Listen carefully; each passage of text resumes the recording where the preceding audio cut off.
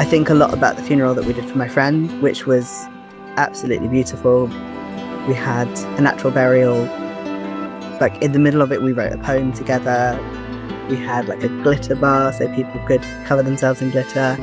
We had people playing music. We had people come up and speak and kind of like be quite creative about what they were saying. And it was such a beautiful ceremony. And it took a lot of planning, and it was a lot of, I asked Lyra what she wanted, and she gave me so many pointers for what to do.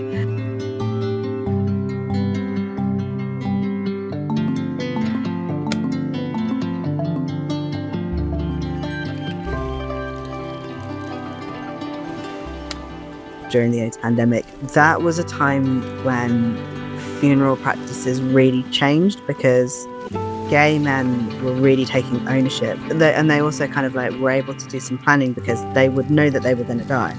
So people started coming up with more personalized funerals and more things that were like really important to them and to their community. Since then, more and more people have been more creative with funerals. And I think people are beginning to understand the importance of having those rituals, not just for a funeral, but for when you're remembering somebody after they've died. When you have agency in your grief, when you have the ability to decide something, even if it's incredibly small, do we brush their hair or not? That can do something, that can shift something, because death is something that gives us no agency. We have no control over it. And that's what makes us feel so powerless. I'm the awkward person that asks all the questions. I kept saying like, but I'm a trans person. What happens if I die and, like my family want to hold a funeral for somebody that I'm not? Like, what laws are there that protect me? And it turns out that the equalities laws that we've got, they only apply to living people. They don't apply to dead people.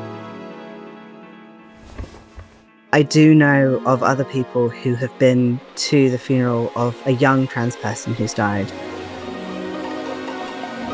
And the parents have instructed the funeral director to have a funeral that didn't affirm them.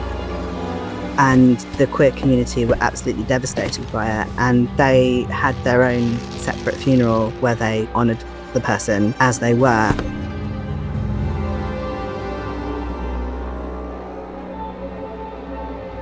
To say to the community of the person who's died, sure, you can grieve,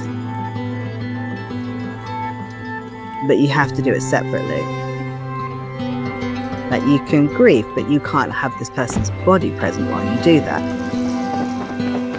That feels to me like, oh, let's just give you second place. We don't need to worry about what gender somebody is. All we need to know is, how did they dress when they were alive? Brilliant. Give me exactly their clothes, give me their makeup, we'll put it on them. We can even use their perfume. As soon as we see every single person as an individual, we get cared for as an individual. Me and Lyra's mum and her partner and her spouse and her friend all sat together, and we all kind of wove a little star. So when she was buried, we placed the stars in the pattern of the Lyra constellation on her body, and then it was lowered into the ground. And that was really meaningful. What if your funeral was a dance party? What if you wanted to have a play party? What if you wanted to have a leopard print hearse? There's all kinds of things that we can do around those kinds of celebrations and ceremonies that might be different from the norm. And that, to me, is a fitting death.